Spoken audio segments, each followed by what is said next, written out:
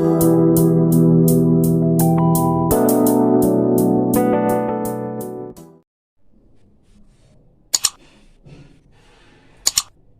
बेटा देखो, अब हम लोग क्लास 10th के मैथ्स में क्वाड्रेटिक इक्वेशन का एक्सरसाइज 4.2 डिस्कस करने जा रहे हैं। और एक्सरसाइज 4.2 में हम लोगों को सॉल्यूशन फाइंड करना है, मींस एक्स की वैल्यू फाइंड करनी है, बट फैक्टराइजेशन मेथड से। इसे फैक्टर करके हमें फाइंड करना है कि उसमें एक्स की वैल्यू क्या है। ठीक है बेटा, तो एक्सरसाइज 4.2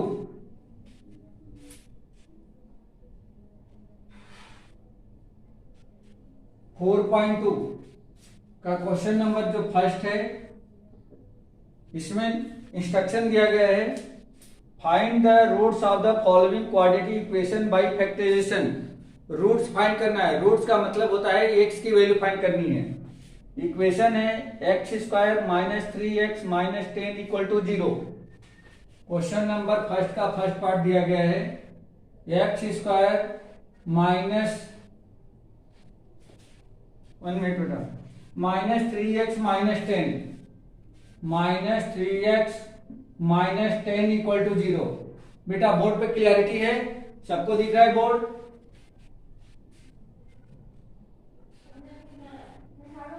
फाइंड रूट्स, हमें रूट्स फाइंड करना है।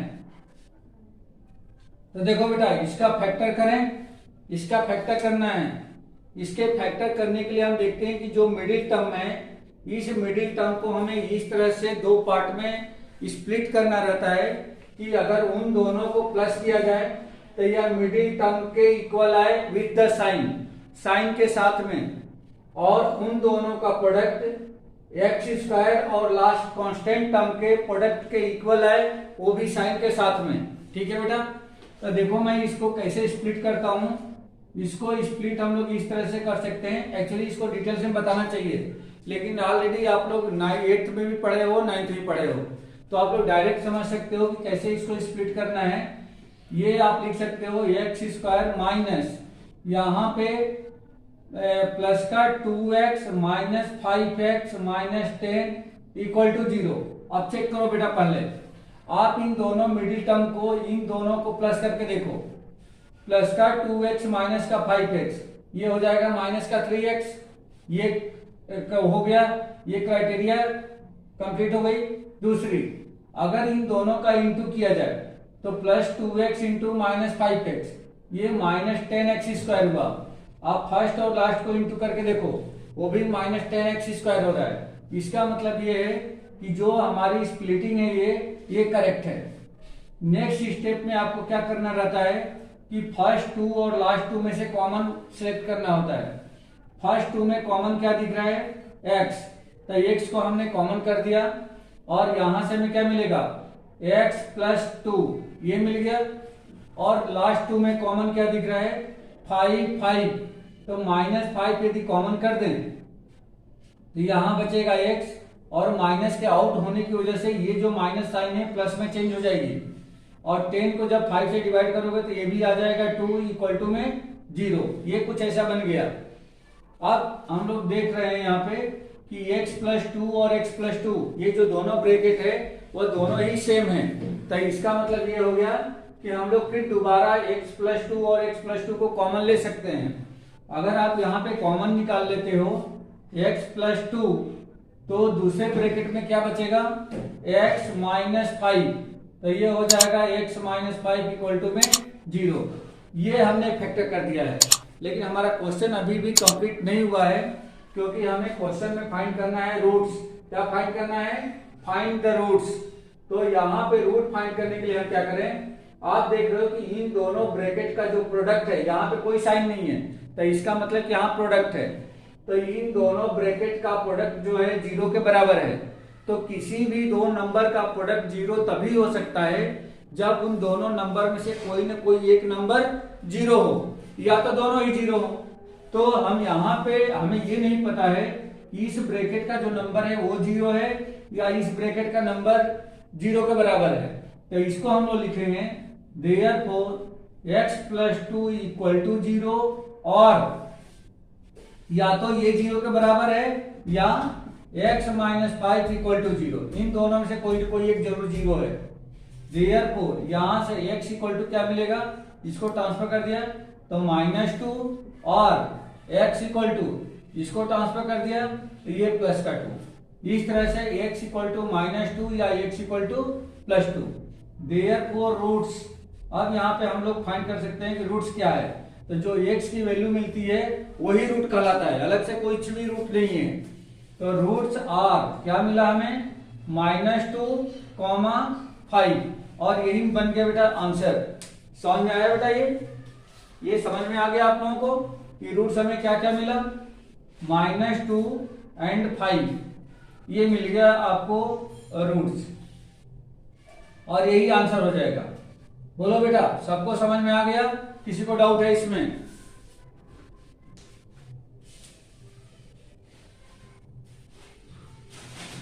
क्लियर है सबको?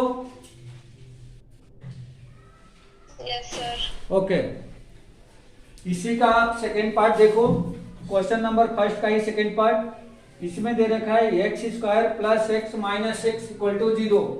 सेकेंड पार्ट में इधर बता रहा हूं, x² plus x minus 6 equal to 0। इसका भी फैक्टर करना है बेटा, इसको भी ये मिडिल टर्म, अच्छा ये ध्यान रखना है कौन सा मिडिल टर्म होगा, कौन सा फर्स्ट टर्म होगा, कौन सा लास्ट टर्म होगा। इसमें भी टेक्निक है। क्या टेक्निक है, x² वाली टर्म ही हमेशा फर्स्ट टर्म कहलाएगी, जिसमें x है वो हमेशा मिडिल में होगा और जिसमें x नहीं है वो हमेशा कांस्टेंट होगा। क्लियर हो गया बेटा? तो हमेशा जो कांस्टेंट टर्म है वो लास्ट में होगा, जो x वाला है वो बीच में होगा और जिसमें x² लगा है वो स्टार्टिंग में होगा। तो x² का फर्स्ट टर्म, x का मिडिल टर्म और कांस्टेंट जो है लास्ट टर्म कहलाएगी। ठीक है, और हमेशा जो स्प्लिट करेंगे वो x वाली टर्म को ही स्प्लिट करना है। अब ये नहीं कि किसी क्वेश्चन में अगर आगे पीछे दिया है तो हम जो बीच में आया बस उसी को स्प्लिट करना शुरू कर दिए, ऐसा नहीं करना है। अगर आगे पीछे दे रखा है तो सबसे पहले you should be arrange it किसके फॉर्म में, ax² plus bx plus c equal to 0 के फॉर्म में। मतलब x² को पहले, फिर x को, देन जाकर के कांस्टेंट को। तो ये ऑलरेडी अरेंज है, ये भी ऑलरेडी अरेंज था, इसमें हमें अरेंज करने की कोई जरूरत नहीं थी। तो अब हम क्या करेंगे, यहां पे सबसे पहले मिडिल टर्म को स्प्लिट कर रहे हैं। तो मिडिल टर्म हमारा x है, तो यहाँ पे 1x आना चाहिए प्लस करने या माइनस करने पर, और इंटू करने पर -6 इंटू x² यानी कि -6x² आना चाहिए। तो देखो बेटा, इसको हम लोग इस तरह से लिख सकते हैं, x² plus 3x minus 2x minus 6 equal to 0। आप इसको केयरफुली ध्यान दो, क्या होगा, x² plus 3x minus 2x, 3x minus 2x, देखो 1x आ गया। और अगर इन दोनों का इंटू करें तो 3x इंटू माइनस 2x, ये -6x² होगा। फर्स्ट और लास्ट का इंटू देखो, -6x² हो जाए। अब फर्स्ट टू टर्म में से कॉमन निकालो। फर्स्ट टू टर्म में कॉमन दिख रहा है ओनली x, तो x को हमने कॉमन कर दिया, यहां बचेगा x और यहां बचेगा प्लस का 3।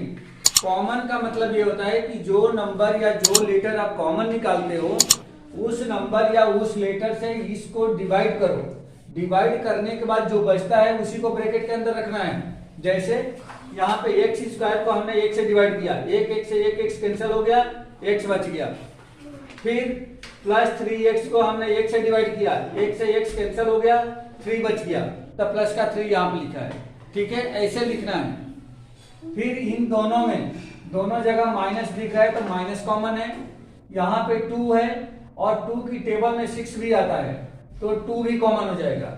यहाँ पे x है बट यहाँ पे x नहीं है, तो x नहीं है, अगर दोनों जगह x होता तो कॉमन होता, बट एक ही जगह x है इसलिए x कॉमन नहीं है, तो सिर्फ इतना ही कॉमन निकलेगा।